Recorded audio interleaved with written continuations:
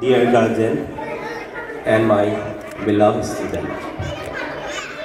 First of all, I wish you all a very happy Children's Day.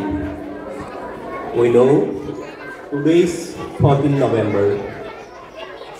Today is our first Prime Minister, Pandit Jawaharlal Nehru, his birth anniversary. This year, we are celebrating 136th birth anniversary of Pandit Jawaharlal Nehru.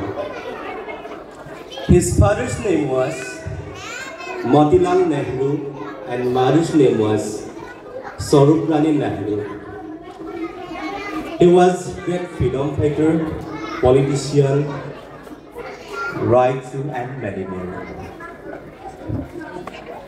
Children, he loves children very much, and children also love him very dearly. So children lovingly call him Sasa Nehru. So his birth anniversary every year on 14 November we observe as a Children's Day all over India.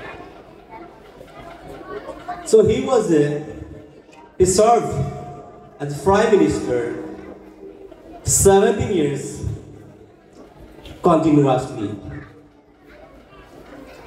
He was awarded Bharat Ratna, Indian Highest Civilian Award in 1955.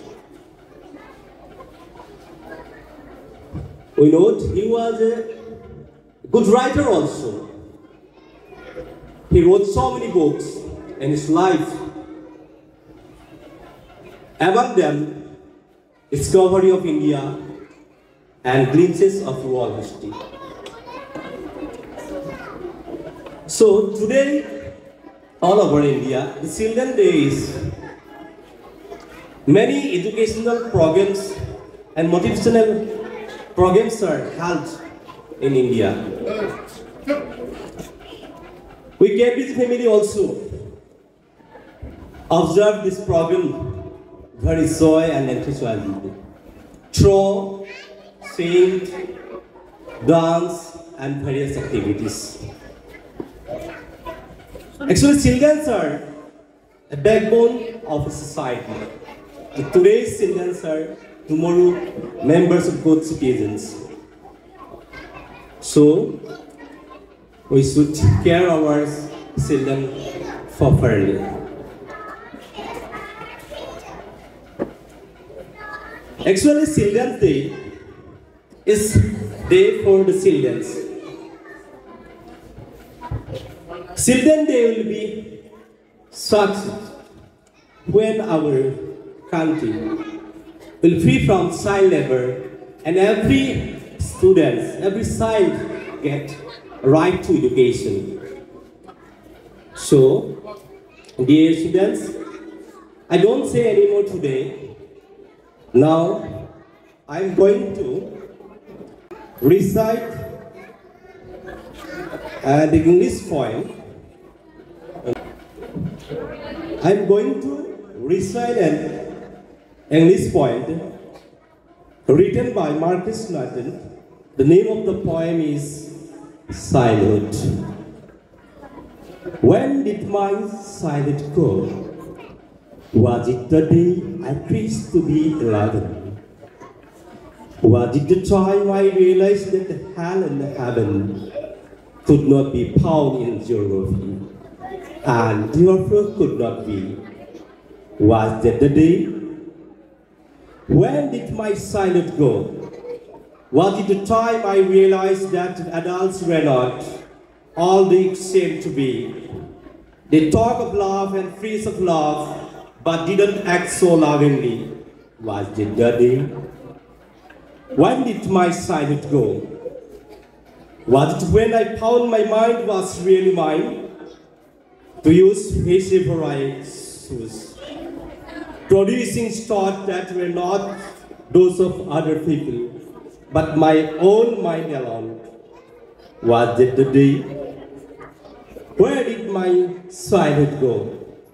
I went to some forgotten place that is hidden in infant's face. That's all I know. That's all I know. So thank you everyone. I once again convey my warm wishes on Children's Day. Thank you and have a nice day. Thank you, sir, for your beautiful speech to the student.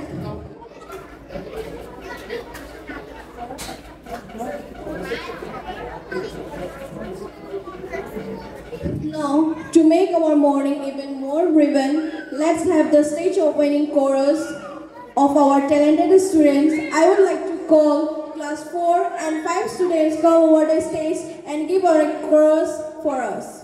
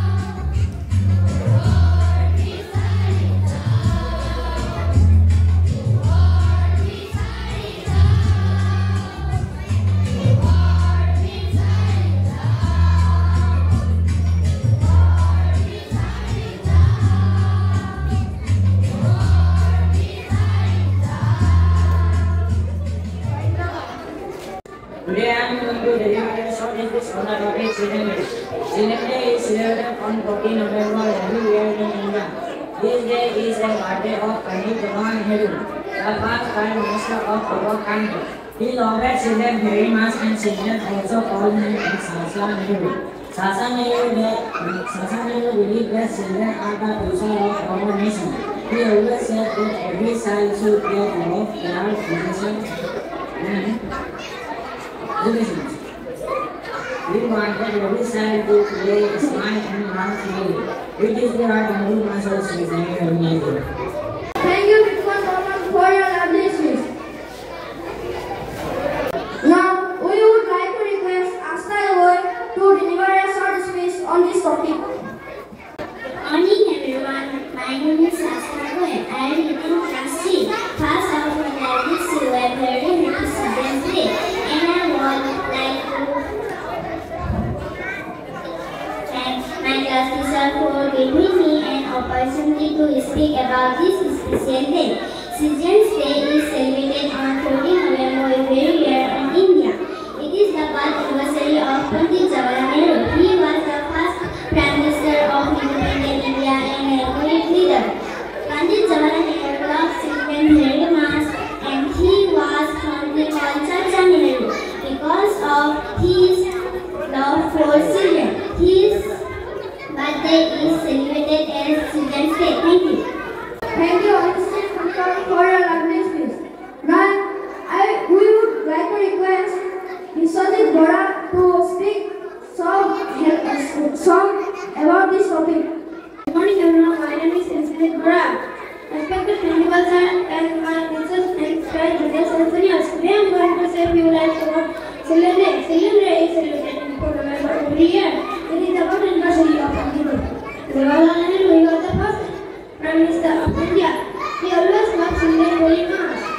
Good morning everyone, respected honorable chief guests, dear parents, teachers and dear students. Dear children, today we have gathered here to celebrate your childhood. Happy Children's Day to you all. And you know, you are very special part of our lives. We as teachers always want to see you all shine at every moment of your life. Today, we celebrate the birthday of our first Prime Minister, Pandit Jawaharlal Nehru, who loved children so much that he wanted them to be happy and carefree. He believed that children are the future of our nation and that we should give them the best possible start in life. He envisioned a country where every child has access to education, healthcare and opportunities to grow and thrive. Let's remember his words. The children of today will make the India of tomorrow. The way we bring them up will determine the future of our country. On this special day, let's pledge to work towards creating a better world of all children. Here, where they grow, learn and shine bright like stars in the sky. Happy Children's Day once again. Thank you.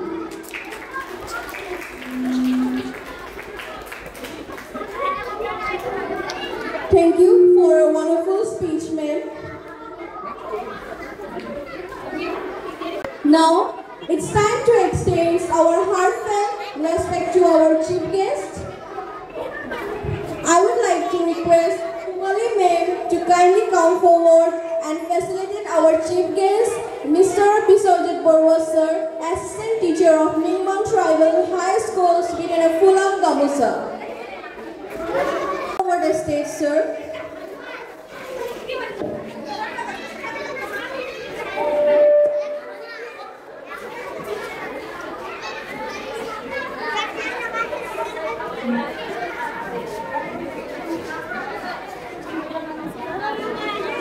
Let's put all our hands together to honor our chief guest.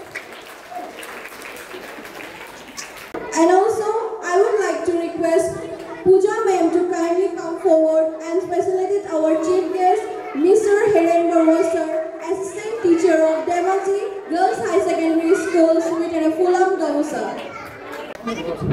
Let's all put together our hands to honor our chief guest. Thank you, sir.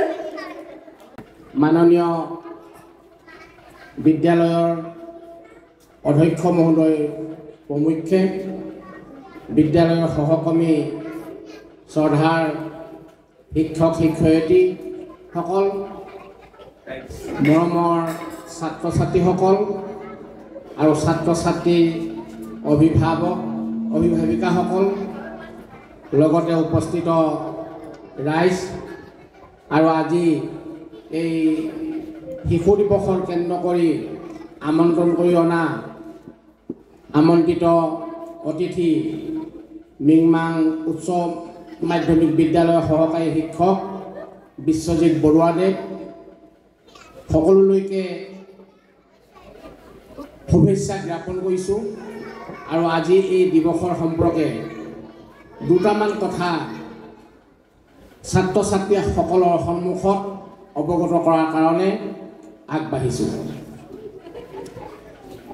তোমালোকে সকলোৱে আজিৰ দিনটো শিশু দিৱস বুলি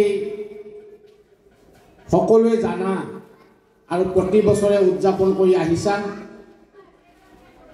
শিশুসকলক কেন্দ্ৰ কৰি আজি এই 14 নৱেম্বৰ দিনটো ভাৰতবৰ্ষত পণ্ডিত জৱাহৰলাল নেহেৰু যিগৰাকী ব্যক্তি আছিল ভাৰতবৰ্ষৰ স্বাধীন ভাৰতৰ প্ৰথমগৰাকীৰ প্ৰধানমন্ত্ৰী, তেখেতৰ জন্মদিনটোক শিশু দিৱস হিচাপে উদযাপন কৰি অহা হৈছে।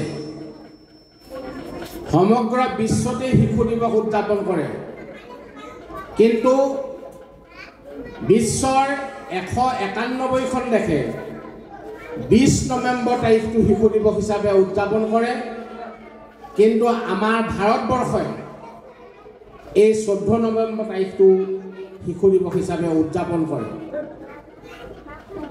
1955 চনত বিশ্বৰ ৰাষ্ট্ৰসংঘৰ দেশসমূহে সিদ্ধান্ত কৰিছিল শিশুসকল হৈছে দেশৰ ভৱিষ্যত বা আমাৰ বিশ্বখনৰ ভৱিষ্যত।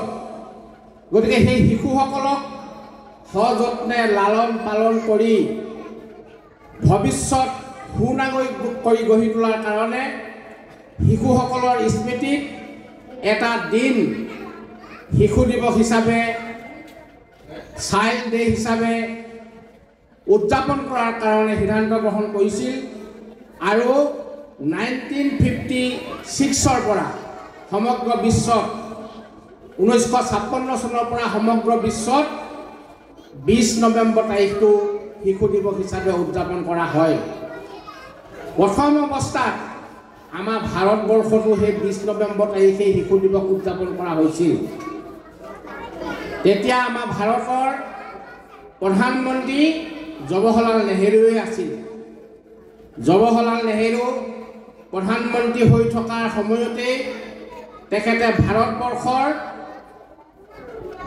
দেশৰ ভৱিষ্যত ধৰোতা ভৱিষ্যত সুনাগৰিক আৰু দেশখন ভৱিষ্যত উজ্জ্বল কৰি দেশৰ সুনাগৰিক হিচাপে প্ৰতিষ্ঠিত হ'ব পৰা এই শিশুসকলৰ স্মৃতিত শিশু দিৱসটো সমগ্ৰ বিশ্বৰ লগতে 20 নৱেম্বৰ তাৰিখে উদযাপন কৰিছিল। কিন্তু যেতিয়া 1964 চনত 1964ত জৱাহৰলাল নেহেৰুৰ মৃত্যু হৈছিল আৰু তেতিয়াই তাৰ পিছৰ বছৰতে ভাৰতবৰ্ষৰ সংসদে লোকসভাই এই শিশু দিৱসৰ ক্ষেত্ৰত এখন অধিসূচনা আনি ভাৰতবৰ্ষৰ শিশু দিৱসটো জৱাহৰলাল নেহেৰুৰ জন্মদিনটো অৰ্থাৎ 14 নৱেম্বৰ দিনটো উদযাপন কৰাৰ কাৰণে সিদ্ধান্ত গ্ৰহণ কৰে। আৰু 1966 পৰা 1966 পৰা 64 চনৰ পৰা ভাৰতবৰ্ষত এই 14 নৱেম্বৰ তাৰিখটো শিশু দিৱস হিচাপে উদযাপন কৰা হয়। আৰু তেতিয়াৰ পৰা আজি তাৰিখলৈকে জৱাহৰলাল নেহেৰুৰ সেই জন্মদিনটোক শিশু দিৱস হিচাপে পালন কৰি অহা হৈছে। শিশুসকলৰ গুৰুত্ব দিয়া ক্ষেত্ৰত জৱাহৰলাল নেহৰুৱে শিশুসকলক এখন ফুলনিৰ লগত তেওঁ তুলনা কৰিছে। শিশুসকল সদায় কোমল মনৰ, শিশুসকলক যি শিক্ষা দিয়া হয় সেই শিক্ষা তেওঁলোকে গ্ৰহণ কৰে। গতিকে শিশুসকলক এপাহ ফুলি উঠা ফুলৰ নিচিনা মানৱ সমাজখনৰ একোপা একোপা ফুল বুলি তেখেতে বৰ্ণনা কৰিছে। এপাহ ফুল যেতিয়া সুগন্ধিয়ে বিলাবলগীয়া হয়, সুগন্ধি বিলাই দিয়ে ফুলনিৰ মাজত, বতাহৰ সেই সুগন্ধ উৰুৱাই নিয়ে বিভিন্ন ঠাইলৈ, আৰু সেই ফুলপাহ সুগন্ধি হৈ ফুলিবৰ কাৰণে যিসকলে ফুল ৰুৱে তেওঁলোকে প্ৰতিপালন কৰিব লাগিব। ফুলপাহ সৰু, ফুল গছজোপা সৰুৰ পৰাই পানী সাৰ জাবৰ দি বন বাঁহ নিয়াই সযত্নে তাক লালন পালন কৰি ফুলপাহ ভাল ধৰণে ফুলিবৰ কাৰণে, বিকশিত হ'বৰ কাৰণে সুবিধা দিব লাগিব। ঠিক তেনেধৰণে জৱাহৰলাল নেহৰুৱে ক'ব বিচাৰিছিল, শিশুসকল আমাৰ দেশৰ ভৱিষ্যত, তেওঁলোক মানৱ জাতিৰ একোপা একোপা সুগন্ধিৰ ফুল। গতিকে সেই ফুলপাহক যাতে আমি কেতিয়াও অলিতেই মৰহি যাব দিব নোৱাৰোঁ, তেওঁলোকক আমি বিকাশত বাধা হ'বলৈ দিব নোৱাৰোঁ। গতিকে সেই শিশুসকলক বিকাশ হ'বৰ কাৰণে সকলো ধৰণৰ সুবিধা যত্ন প্ৰতিপালন কৰি বিকাশৰ সৰ্বাংগীন যিটো দিশ, সেই দিশটো উন্মোচিত হোৱাৰ কাৰণে গুৰুত্ব আৰোপ কৰিছিল। আৰু সেইকাৰণেই জৱাহৰলাল নেহৰুৰ জন্মদিনটোক ভাৰতবৰ্ষত শিশু দিৱস হিচাপে উদযাপন কৰি অহা হৈছে। আজি বৰ্তমান পৰিস্থিতিত শিশু দিৱসৰ গুৰুত্ব আৰু বাঢ়িছে। কণ কণ শিশুসকলক বৰ্তমান ভাৰতবৰ্ষত শিশুৰ যি অধিকাৰ, সেই অধিকাৰসমূহৰ লগত সন্নিৱিষ্ট কৰা হৈছে। শিশুৰ প্ৰথম অধিকাৰ হৈছে প্ৰতিটো শিশুৱে ভাৰতবৰ্ষত শিক্ষা লাভ কৰা, উপযুক্ত চিকিৎসা সেৱা লাভ কৰা, আৰু সৰ্বাংগীন বিকাশৰ কাৰণে যিখিনি দিশ বিদ্যায়তনিক দিশৰ উপৰিও সহবিদ্যায়তনিক দিশসমূহত খেলা ধূলা, সাংস্কৃতিক ক্ৰিয়া, শৰীৰ চৰ্চা, এই ধৰণে যিমানবিলাক সহবিদ্যায়তনিক দিশ আছে, এই দিশবিলাকত ইচ্ছা অনুযায়ী আৰু ছাত্ৰ ছাত্ৰীসকলৰ যি ৰাপ, সেই ৰাপ অনুযায়ী তেওঁলোকক বিকাশ হ'বৰ কাৰণে সুবিধা প্ৰদান কৰাটো হৈছে বৰ্তমান শিক্ষা ব্যৱস্থাৰ মূল কৰ্তব্য আৰু দায়িত্ব। গতিকে শিক্ষানুষ্ঠানসমূহত অকল পাঠ্যপুথিৰ লগতে সীমাবদ্ধ নাৰাখি আমি ছাত্ৰ ছাত্ৰীসকলক, শিশুসকলক কেনেকৈ সামাজিকীকৰণ কৰিব পৰা যায়, শিশুসকলে কেনেকৈ এখন সমাজৰ লগত নিবিড়ভাৱে মিলি যাব পাৰে, সমাজত যিটো শান্তি সম্প্ৰীতি ঐক্য, এই এনাজৰী বান্ধোনৰ মাজেদি শিশুসকল কেনেকৈ বিকশিত হৈ উঠে তাৰ ওপৰত গুৰুত্ব আৰোপ কৰিছে। প্ৰত্যেক শিশুৰ নিজস্ব একোটা একোটা স্বাভিমানী হেঁপাহ বা ৰাপ, অনুৰাগ এইবিলাক আছে শিশুবিলাকৰ। এজন ছাত্ৰই হয়তো গণিত বা ইংৰাজী বিষয়ত তেওঁ দুৰ্বল, কিন্তু তেওঁ অসমীয়া, বিজ্ঞান বা আন আন বিষয়ত তেওঁ খুব সবলো হ'ব পাৰে। ঠিক তেনেধৰণে কিছুমান ছাত্ৰ ছাত্ৰীয়ে খেলা ধূলা কৰিবলৈ মন নকৰে আৰু নোৱাৰে, কিন্তু কিছুমান ছাত্ৰ ছাত্ৰীয়ে আকৌ খেলা ধূলাত খুব ৰাপ, সংগীতত খুব ৰাপ, শৰীৰ চৰ্চাত খুব ৰাপ।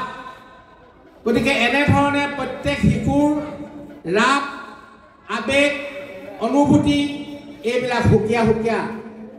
সেইবিলাকক আমি শিক্ষকসকলে সেই শিশুবিলাকক অধ্যয়ন কৰি কোনটো শিশু কোন ক্ষেত্ৰত কোন বিষয়ত কোন দিশত তেওঁ ৰাপ বেছি আছে, তেওঁ সেই কোন ক্ষেত্ৰত বিকাশ কৰিবৰ কাৰণে বেছি ইচ্ছা কৰে, সেই দিশটো উলিওৱা আৰু সেই দিশত আগবঢ়াই দিয়া, সেই দিশত আগবাঢ়িবৰ কাৰণে দিহা পৰামৰ্শ যাৱতীয় ব্যৱস্থা গ্ৰহণ কৰাটো হৈছে বৰ্তমান শিক্ষা ব্যৱস্থাৰ এক মূল চাবিকাঠি।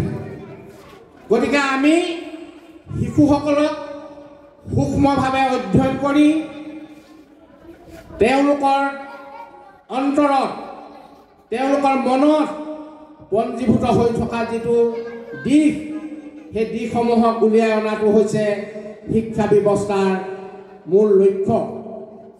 আৰু সেই লক্ষ্যত উপনীত হোৱাৰ কাৰণে বৰ্তমান শিশু দিৱসৰ প্ৰাসংগিকতা খুব বেছি গুৰুত্ব পাইছে।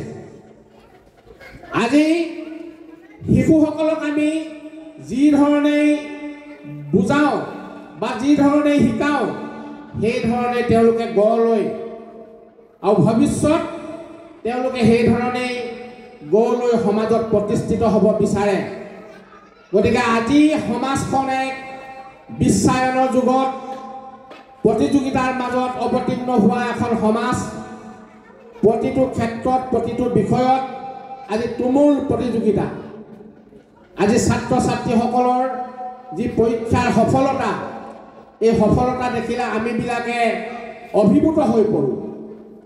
আজি এনেকুৱা ছাত্ৰ ছাত্ৰী আমাৰ শিক্ষানুষ্ঠানবিলাকত আছে বা আমাৰ সমাজত আছে, বহু ছাত্ৰ ছাত্ৰীয়ে বিষয়বিলাকত 100 ভিতৰত 99, 100, 98 এনেকুৱা নম্বৰ পায়।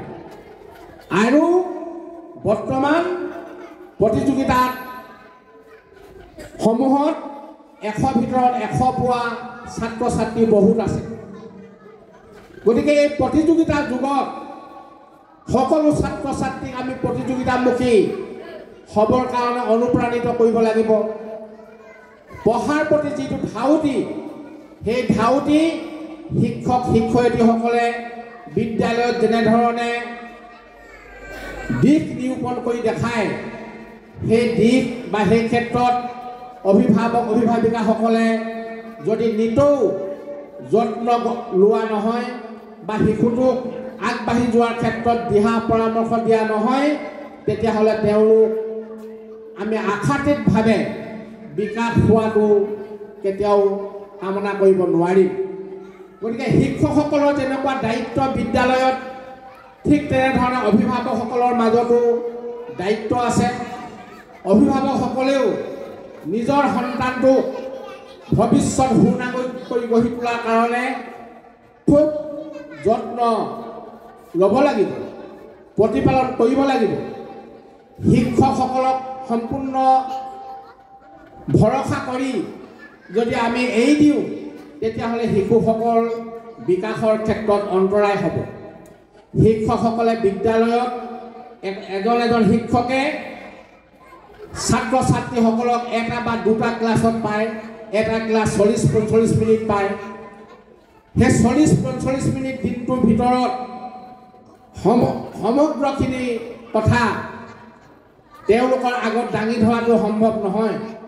গতিকে মাক দেউতাক বা অভিভাৱকসকলে শিশুসকলক ঘৰত যিমানখিনি সময় পায়, শিক্ষক শিক্ষয়িত্ৰীসকলে বিদ্যালয়ত সিমান সময় নাপায়।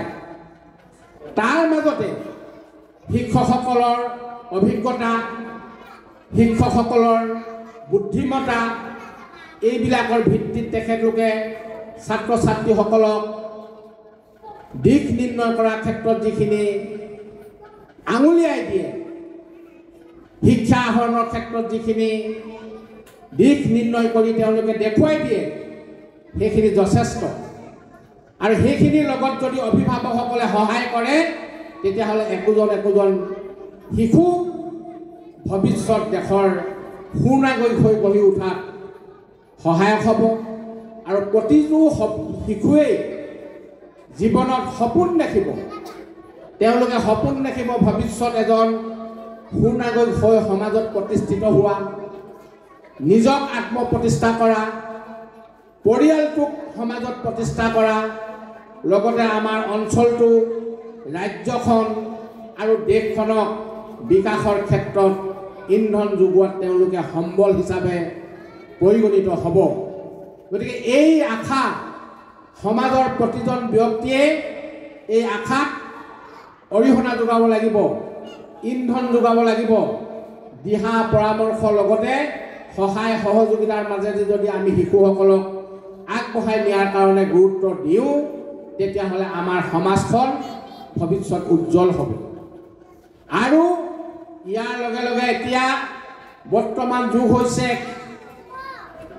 এক যান্ত্ৰিকতাৰ যুগ বিজ্ঞানৰ যুগ প্ৰতি মুহূৰ্তত যন্ত্ৰ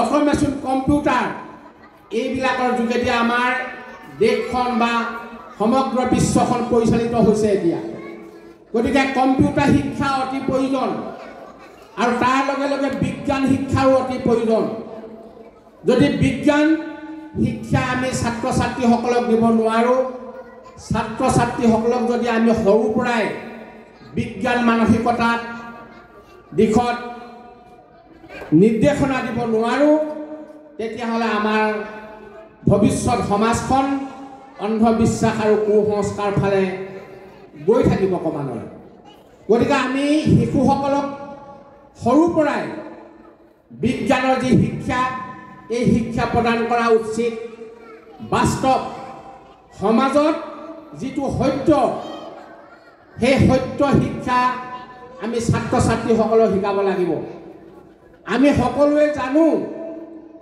যে জুই যদি আমি জুইৰ লগত সংস্পৰ্শ কৰোঁ জুই ওচৰত যাওঁ তাপ পাম জুই যদি একোৱা আমি হাতে চুই দিওঁ তেতিয়াহ'লে আমাক পুৰিব জুইয়ে দহন কৰে গতিকে সেই দহন কাৰ্যত যদি আমি জপিয়াই পৰোঁ তেতিয়াহ'লে আমাৰ বিপদ আছে আৰু জুইয়ে যিকোনো ঠাইতে তেওঁ পুৰিব জুই ৰাতি চুলেও পুৰিব দিনত চুলেও পুৰিব ৰাতিপুৱা চুলেও পুৰিব গধূলি চুলেও পুৰিব জুইয়ে যে পুৰে এই কথাটো হৈছে এটা বিজ্ঞান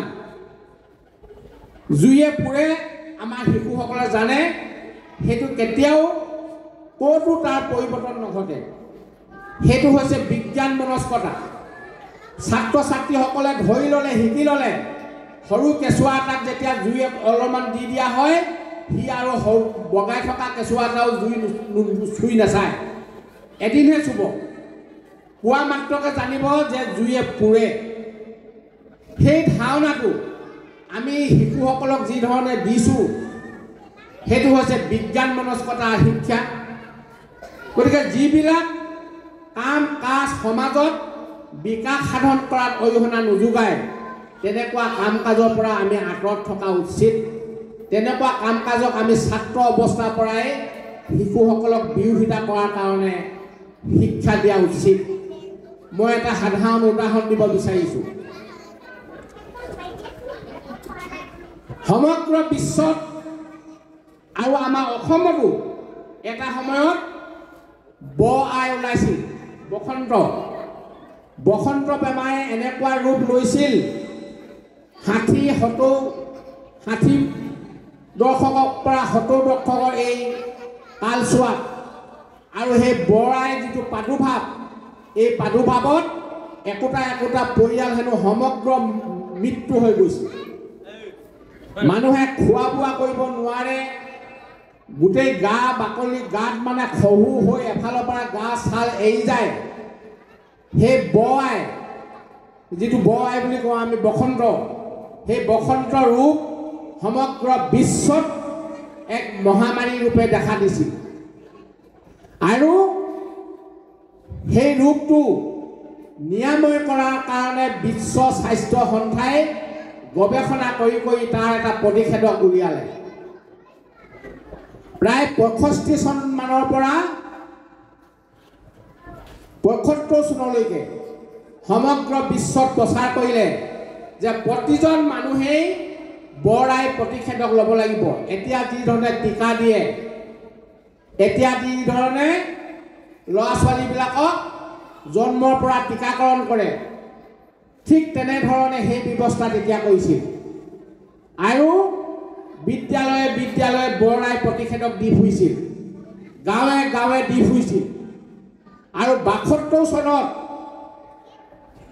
বিশ্ব স্বাস্থ্য সংস্থাই ঘোষণা কৰিলে যদি কোনোবা দেশত আই ওলোৱা মানুহ যদি চিনাক্ত কৰিব পাৰে তেতিয়াহ'লে বিশ্ব স্বাস্থ্য সংস্থাৰ পুঁজিৰ পৰা ১,০০০ টকা তেওঁক পুৰস্কাৰ দিব সেই ব্যক্তিজনক খবৰ দিয়া ব্যক্তিজনক পুৰস্কাৰ দিব সেই সময়ত ১,০০,০০০ টকা এতিয়া প্ৰায় সেই সময়ত ১,০০০ টকাৰ মূল্য এতিয়া প্ৰায় ৩,০০,০০০ টকা ৭২ চনত ঘোষণা কৰিছিল তেতিয়া আমি সৰু তেতিয়া আমি MV স্কুলত পঢ়ি আছিলোঁ তেতিয়া ঘোষণা কৰিছিল আমি বিদ্যালয়ত সেই টিকাকৰণ লৈছিলোঁ মনত আছে আমাৰ কিন্তু ৭২ চনত ৭৩ চনত ২-এখন দেশে তেনেকুৱা খবৰ দিছিল আৰু সেইবিলাককো নিৰ্মূল কৰি পেলালে ৭৫ চনত বিশ্ব স্বাস্থ্য সংস্থাই ঘোষণা কৰিলে সমগ্ৰ বিশ্ব আই আক্ৰমণৰ পৰা মুক্ত বিশ্ব কোনো দেশত ৭৫ চনৰ পৰা আই ওলোৱা মানুহ নাই এতিয়া সেই আই কোনো দেখা নিদিয়ে মাজু আৰু সৰু আই ওলায় আৰু সেইকেইটা আই ওলায় সেই দুইবিধ আই ওলোৱাক এতিয়া আমাৰ বৰ্তমান কুই শতিকা যুগৰ মানুহে পূজা পাতল কৰি অন্ধভাৱে তাক প্ৰতিপালন কৰি থকা হৈছে কিন্তু চিকিৎসা বিজ্ঞানে ৭৫ চনতে ঘোষণা কৰি দিলে অতি মাৰাত্মক মহামাৰী আইক নিৰ্মূল কৰি দিলে আৰু এতিয়া সৰু আইক আমি পূজা কৰি আছোঁ চিকিৎসা বিজ্ঞানৰ মতে আই সম্পূৰ্ণ সৰু আই হওক আই হওক সি চিকিৎসা কৰিলে নিৰাময় হয় তাৰ প্ৰতিষেধকৰ ব্যৱস্থা আছে আৰু ৰোগৰ চিকিৎসা আছে কিন্তু আমি এতিয়াও আইক পুজি থাকোঁ গতিকে এইটো চিকিৎসা বিজ্ঞানে কেতিয়াও মানি নলয় আৰু মানি লোৱাও নাই চিকিৎসা বিজ্ঞানে এতিয়াও আই ওলোৱা মানুহক বেজি দিয়ে ট্ৰিটমেণ্ট কৰে ময়ো এবাৰ লৈ পাইছোঁ 85ত গুৱাহাটীত এবাৰ গৈছিলোঁ মই মোৰ আই ওলালে কি আই ওলাইছে বুলি মই নাজানো মোৰ কাহানি ওলাই পোৱা নাই ৰাতি ভিতৰতে গোটেই গাটো ঘামুচি নিচিনা হ'ল আৰু ৰাতিপুৱা দেয়া পোৱা কৰিছে তাতে মোক গুৱাহাটীৰ বন্ধু এজনে ক'লে ডাক্তৰৰ ওচৰলৈ যাবা নেকি মই ক'লোঁ যাওঁ ডাক্তৰৰ ওচৰলৈ গ'লোঁ ডাক্তৰে পোনে দেখাৰ লগে লগে মোক ক'লে তোমাৰ সৰু আই হৈছে স্মল ফক্স হৈছে ইনজেকশ্যন দিম ভয় কৰিবা নেকি মোক সুধিলে মই ক'লোঁ মই ইনজেকশ্যন ল'লে ভয় নকৰোঁ ছাৰ অলপ পাছতে নাৰ্ছ এগৰাকী আহি মোক ইনজেকশ্যন এটা দি দিলে আধা ঘণ্টামান মই সেই তাতে ডাক্তৰৰ চেম্বাৰতে শুলোঁ তাৰপিছত হোৱাৰ পাছত মই উপলব্ধি কৰিছোঁ মোৰ সেই চব ঘামুচি নিচিনা ওলোৱা শহুবিলাক অলপ অলপকৈ হেতা পৰি গৈছে আৰু 3 ঘণ্টামানৰ পাছত মই অনুভৱ কৰিছোঁ মোৰ ঘামুচিবিলাক নাইকিয়া হৈ গ'ল গতিকে সেই আই ট্ৰিটমেণ্ট আছে সেই আই ওলালে আমাৰ গাঁৱৰ মানুহে এতিয়া পায়স দিয়ে শিশুসকলক পায়স দিয়ে প্ৰতিপালন কৰে সেইটো ভাল কথা সেইটো এটা ঔষধ মই আপোনালোকক আৰু এটা ঔষধ শিকাই দিম এতিয়া আই ওলাই বিশেষকৈ বসন্ত ঋতুত গৰম ঠাণ্ডাৰ পৰা যেতিয়া গৰম হয় তেতিয়া আই ওলায় ডাঙৰ মানুহতকৈ শিশুসকলৰ বেছিকৈ ওলায় শিশুসকল বেছি আক্ৰান্ত হয় তেওঁলোকৰ গাত জ্বৰ হয় আৰু ভিতৰৰ পৰা সেই বসন্ত ৰোগটোৰ আৰম্ভ হয় গতিকে বসন্ত আগমনৰ লগে লগে বিশেষকৈ ফাগুন চ'ত মাহৰ পৰাই আমাৰ প্ৰতিটো পৰিয়ালে পায়স খোৱা আৰম্ভ কৰিব লাগে পায়স দৈ গাখীৰ হ'ব লাগে এৱা গাখীৰ পায়স নহয় দৈ গাখীৰ পায়স আৰু ৰঙা গুড় দি পায়স সিজাই খুৱাব সেই গুড় দিয়া দৈ গাখীৰ পায়স বনোৱা যিটো গন্ধ সেই গন্ধটো হৈছে বসন্ত ৰোগৰ বীজাণুনাশক এটা প্ৰতিষেধক ঔষধ যদি সেইটো খায়ে থাকে আমাক কাৰো গাত বসন্ত বেমাৰ নহয় আমি বসন্ত হোৱা পিছত নহয় বসন্ত হোৱা আগত পায়স খাই থাকিব লাগে গতিকে ফাগুন মাহৰ পৰা আৰম্ভ কৰিব লাগে সপ্তাহত এবাৰ বহাগ মাহলৈকে যদি খাই থাকে সেইবিলাক শিশুৰ গাত সেইবিলাক ব্যক্তিৰ গাত বসন্ত বেমাৰ ৰোগৰ বীজাণুৱে কেতিয়াও থিতাপি ল'ব নোৱাৰে এইটো ডাক্তৰী এক ঔষধি গুণ গতিকে এই ধৰণে আমি শিশুসকলক প্ৰতিপালন কৰিব লাগে বসন্ত ৰোগ হ'বলৈ থ'ব নালাগে ঠিক তেনেধৰণে আমি শিশুসকলক পঢ়াৰ ক্ষেত্ৰত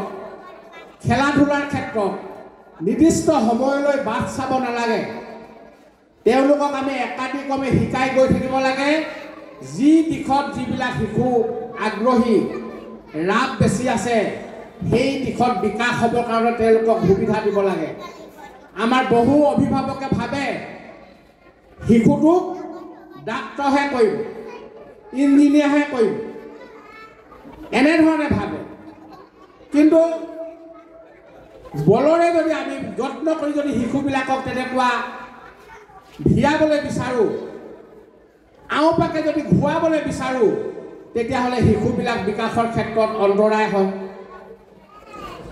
সেইজন শিশু ডাক্তৰ ইঞ্জিনিয়াৰ নহ'বও পাৰে তেওঁ খুব ভাল খেলুৱৈ হ'ব পাৰে তেওঁ খেলুৱৈ হ'ব পাৰে তেওঁ খেলতে আগবাঢ়িবলৈ দিয়া উচিত তেওঁ সংগীতো ৰাপ হ'ব পাৰে তেওঁ বাদ্যযন্ত্ৰ বজাবলৈও ৰাপ হ'ব পাৰে গতিকে যি ক্ষেত্ৰত যিটো শিশু বিকাশ হোৱাৰ কাৰণে বা ৰাপ বেছি সেই দিশত আগবাঢ়িবলৈ দিয়াটো হৈছে আমাৰ শিক্ষক শিক্ষয়িত্ৰী আৰু অভিভাৱকসকলৰ মুখ্য ভূমিকা আমি সেই দায়িত্বহে পালন কৰিব লাগে গতিকে এইখিনি যদি সুযোগ সুবিধা দিয়ে আমি শিশুসকলক বিকাশৰ কাৰণে সুবিধা প্ৰদান কৰোঁ তেতিয়াহ'লে প্ৰতিটো শিশুৱেই নিজৰ নিজৰ ৰাপ থকা বিষয়ত তেওঁলোকে আত্মপ্ৰতিষ্ঠা হ'ব পাৰিব আজি জুবিন গাৰ্গ যদি ডাক্তৰ ইঞ্জিনিয়াৰ হ'লহেঁতেন কোনোবা কলেজ মহাবিদ্যালয় বা ইউনিভাৰ্চিটি লেকচাৰ হ'লহেঁতেন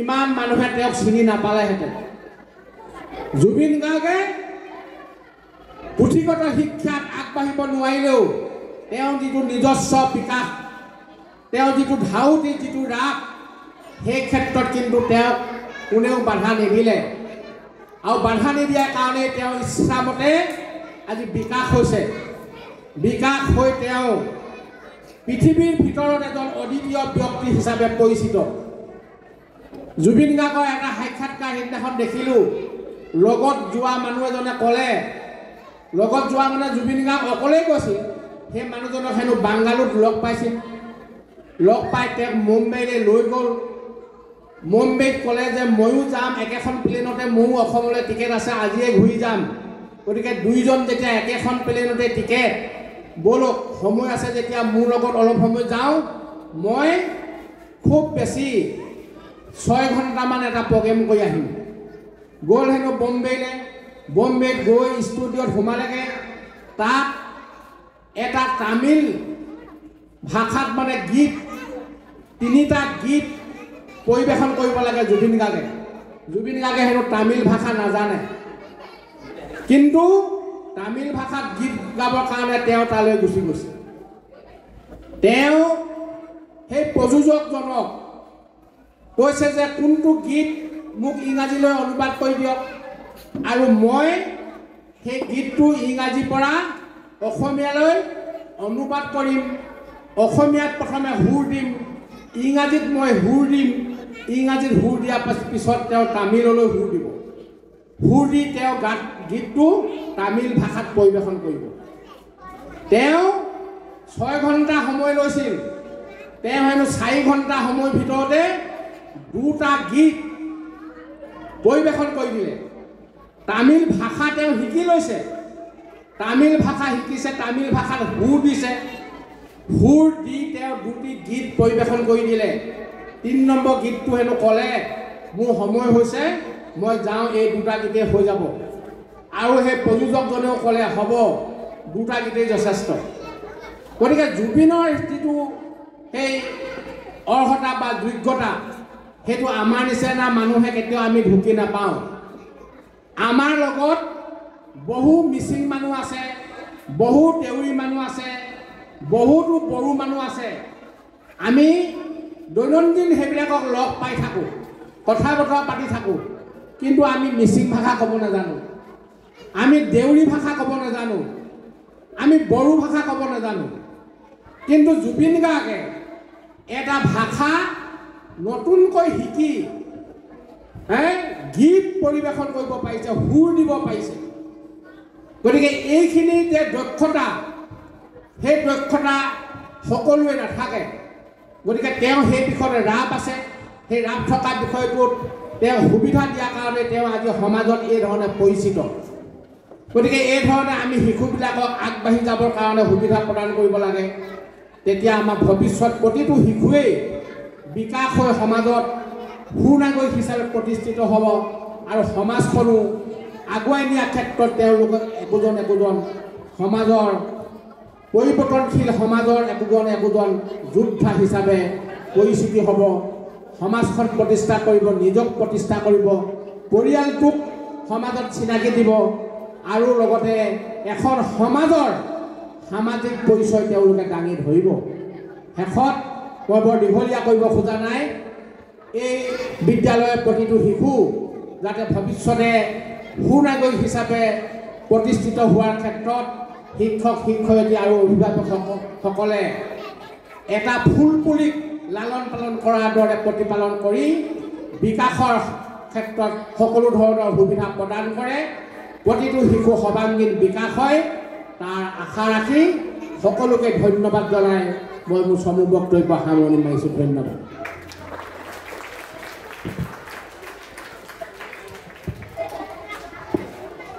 Inspiring and motivating word. We are grateful for your presence.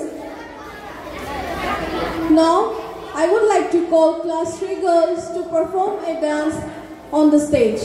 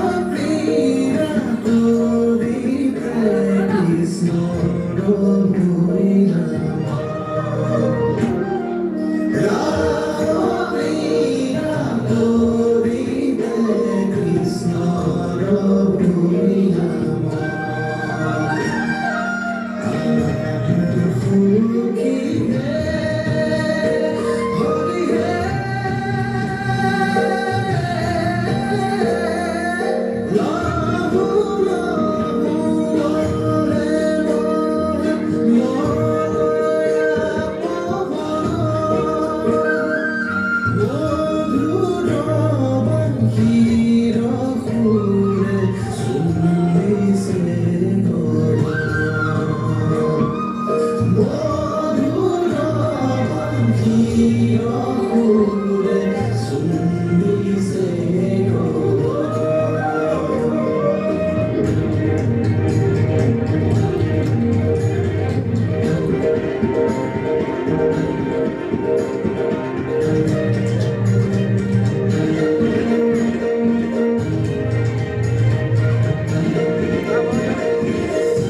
Good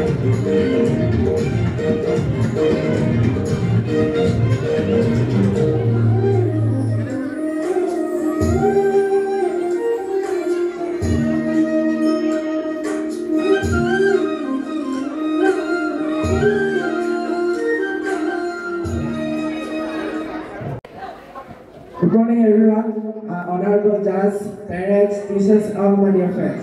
I am also going to have early class 8. Today I am going to deliver a speech on Children's Day. Today we are all together here to celebrate Children's Day. Every year 14th November is celebrated as a Children's Day. This day is the birthday of Pandit Jawaharlal Nehru, the first Prime Minister of our country. He loves children very much. Children loudly call him Sasa Nehru. Children Day reminds us that we are the future of our nation. We should study well, be kind to others. We should respect our parents, teachers because they work hard for us. Let us enjoy this special day with joy and happiness. Let's promise to be hardworking and caring citizens of the country. Thank you. Thank you, Moshe Mohammed, for your lovely speech. Now we will invite Sri Khaligar to give a speech. Good morning everyone, respected teachers, all my dear friends. My name is Anuchi Khaligar. I study in class 2. Today is 14th November. We are celebrating Children's Day. On this day, Pandit Jawaharlal Nehru was born November 1889 in Allahabad, India. Jawaharlal Nehru was a great leader, politician and writer. He was first Prime Minister of India. He loved children very much. Children lovingly call him Chacha Nehru. It is called also Gandhi Voice. Children's Day is a very happy day for all children. I wish you all a very happy Children's Day. Thank you.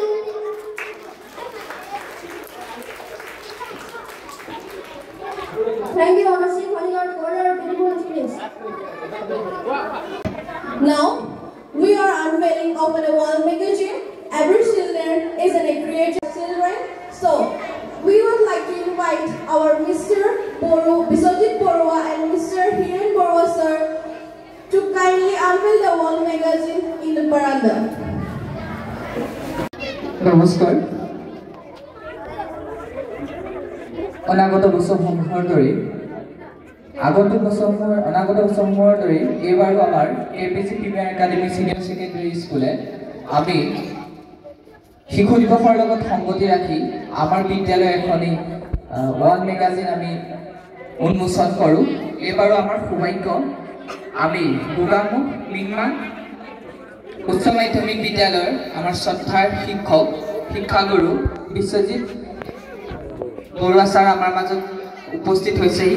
তেখেতে বহুত দূৰৰ পৰা আহি আমাৰ মাজত যিটো উপস্থিত হৈছে আমি খুব সৌভাগ্য অনুভৱ কৰিছোঁ যে তেওঁলোকৰ দৰে আমাৰ শিক্ষাগুৰু আমাৰ বিদ্যালয় আহি এনে শুভ কামত আহিছে আৰু তেখেতক আমি খুব সময়ৰ প্ৰতি লক্ষ্য ৰাখি আমি ওয়ান মেগাজিন এখন উন্মোচন কৰিব লৈছোঁ। গতিকে আমি তেখেতক আগবাঢ়িবৰ কাৰণে বিনম্ৰ অনুৰোধ জনাইছোঁ।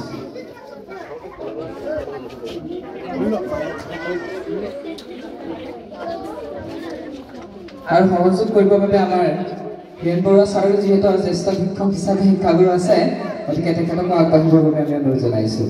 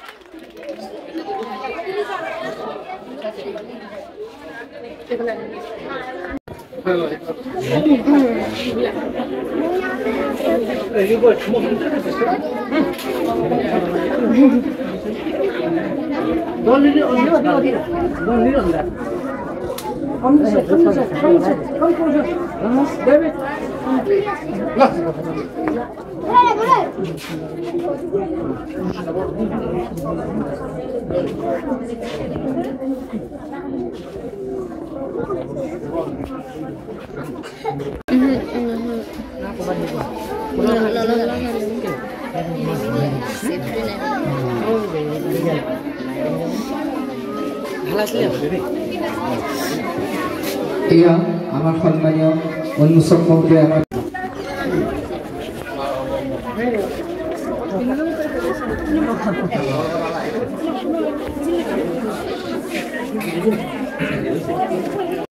শিশু দিৱসৰ দিনটো তোমালোক আটাইকে শিশু দিৱসৰ শুভেচ্ছা জ্ঞাপন কৰিছোঁ আৰু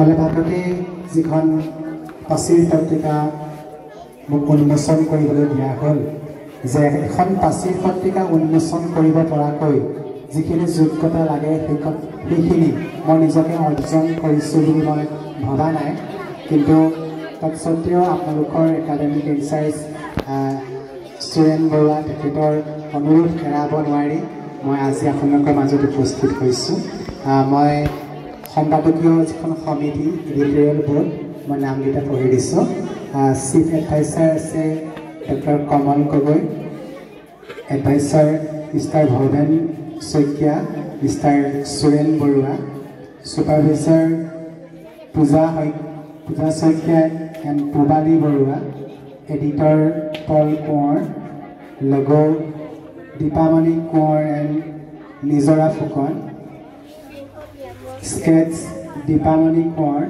দীপজ্যোতি বৰগোহাঁই নিজৰা ফুকন মেম্বাৰ